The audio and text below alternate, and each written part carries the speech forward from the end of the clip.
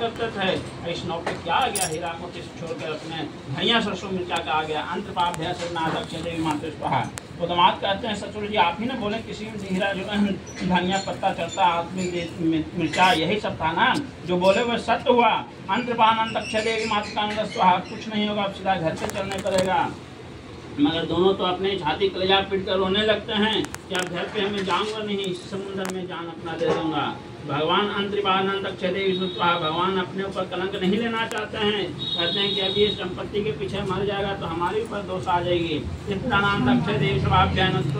आप दोनों उसी जंगल में खोज रहा साधु को पकड़ने के लिए कि जो साधु हमने बोला कि सत्य वचन हो जाए, उसी साधु को धरा जाकर खोजते खोजते जंगल में पेड़ से पूछा कि साधु को देखा है, साधु को देखा है।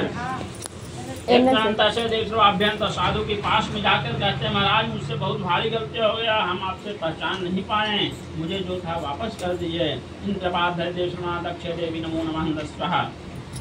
कहीं जाओ तुम्हारा वचन सत्य हो। ऐसा करके दोनों को लौटा दिया। अंत विद्यानंद देखे आके तो खुशी में हीरा मोती पन्ना पकड़ आ गया। तब दोनों वहाँ से भागते भागते सीधे घर पे चलना शुरू किया कि अब सीधा घर पे ही रुकना है, कहीं नहीं रुकना है। दूतों के अंतर्पान दक्षिण देवी स्वाहा। जैसे ही समुद्र के पार करते हैं, पीछे बीच समुद्र के पीछे बीच आते हैं तो गांव वालों ने देखते हैं कि साहूकार साहब ने बहुत दिनों के बाद आ रहे हैं। तो इसी तरह से दोनों माँ बेटी अपने घर पे मनोरथ को मांगा था, पूजा अर्चना कर रहे थे श्री सत्यनारायण स्वामी का। तो गांव वालों ने जाकर हाल घर पे पहुंचा दिया कि मैंने दोनों ससुर दामाद को देखा है, समुद्र के किनारे आ रहे हैं व्यापार करके। अब जैसे दूत के मुंह से सुनता है कि हमारी दोनों पति आ रहे हैं और दोनों माँ बेटी के यहाँ दिमाग ठनक गया, पहले मैं पति से दर्शन करूँ, पहले सत्यनारायण स्वामी को व्रत करूँ। ऐसा सोचकर दोनों माँ बेटी अपने में कलवाने लगी। नमो नमः। कहते हैं कि 20 वर्ष के बाद हमारे पति देव आ रहे हैं तो पहले पति से दर्शन करूंगे, पहले मैं भगवान से पूजा करूंगा। ऐसा दोनों विचार किया। माता श्री कहते हैं कि बेटी तुम अपनी पूजा अर्चना को पूर्ण करके आरती मंगल लेकर प्रसाद वितरण करके आना, तब तक मैं जाता हूँ मुलाकात करने के लिए। उसने भी वहाँ से टिकिया उड़ान दौड़ गया। माता श्री ने अपने समुद्र के किनारे हो। अब बेटी कहती है कि जब आपका पति से दर्शन करने के लिए जा रहे हैं तो हमारा भी तो पति आप ही के पति साथ में है ना, हम क्यों नहीं दर्शन करेंगे पति से। ऐसा करके अपने बेटी भी कहती है पंडित जी आप अपने कथा कहिए और अपने संग बजाइए, मैं भी आता हूँ अपनी पति से दर्शन करने के लिए। अब दोनों माँ बेटी वहाँ से उठ गई। अब पूजा छोड़कर और जाके पति के दर्शन करने के लिए अपने समुद्र के किनारे चले गए। अंतर्भाव्याक्षय देवी मातृकाल का करो ध्यान स्वाहा।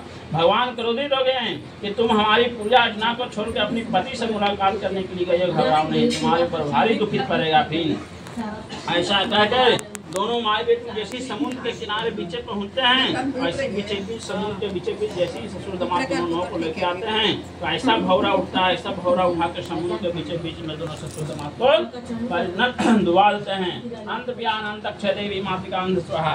अब दोनों माँ बेटी आती है, देखती है, नैन में नैन मिल जाता है तो दोनों कलेजा छाती पीट कर समुद्र के पीछे रोना स्टार्ट करती है कि मैं इसी समुद्र में जान दे दूंगा, मैं घर पे ना जाऊंगा। बारम्बार भगवान हमसे कर रहे हैं। आयुष्मान सर्वनाथ डूबने के लिए त्यागुल हो गई।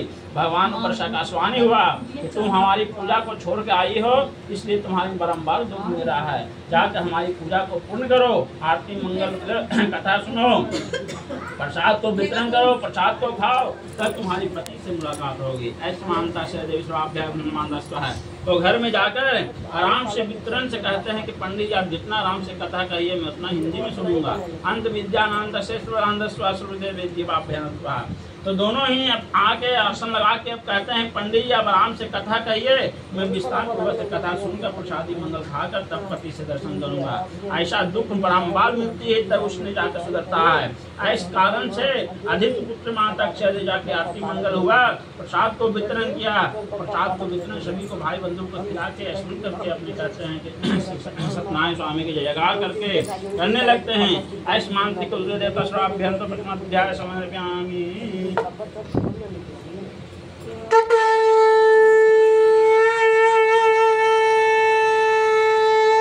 बोले विष्णु भगवान की जय, बोले श्री सत्यनारायण स्वामी की जय।